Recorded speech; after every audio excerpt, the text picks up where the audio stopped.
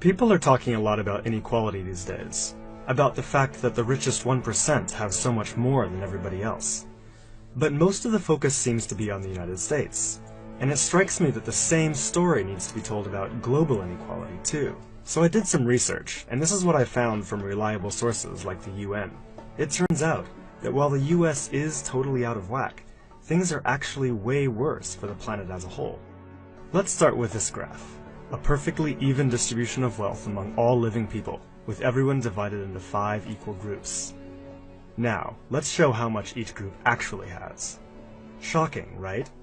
80% of the world's people barely have any wealth. It's hard to even see them on the chart. Meanwhile, the richest 2%, they have more wealth than half of the rest of the world. Let's look at this chart another way. Let's take the whole world's population, all 7 billion of us, and reduce it to just a representative 100 individuals. Here they are, poorest people on the left, richest people on the right.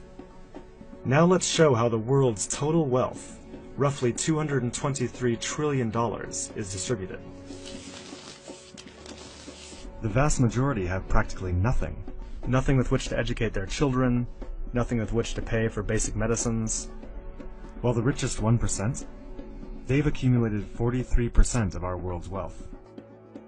The bottom 80%, meanwhile, that's 8 out of every 10 people, have just 6% between them. But even this doesn't really show how extreme things have become. The richest 300 people on Earth have the same wealth as the poorest 3 billion.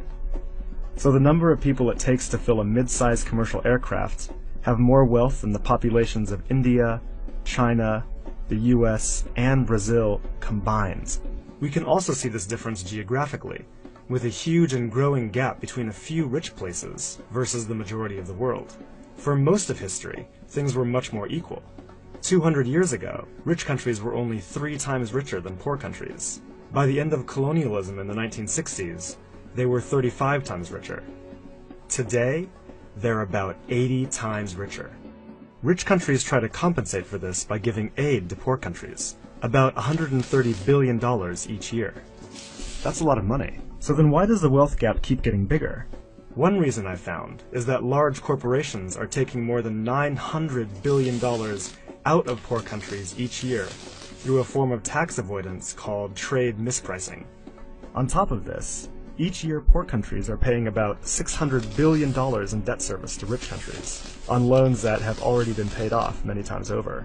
And then there's the money that poor countries lose from trade rules imposed by rich countries to get access to more resources and cheaper labor. Economists from the University of Massachusetts calculate that this costs poor countries about $500 billion a year.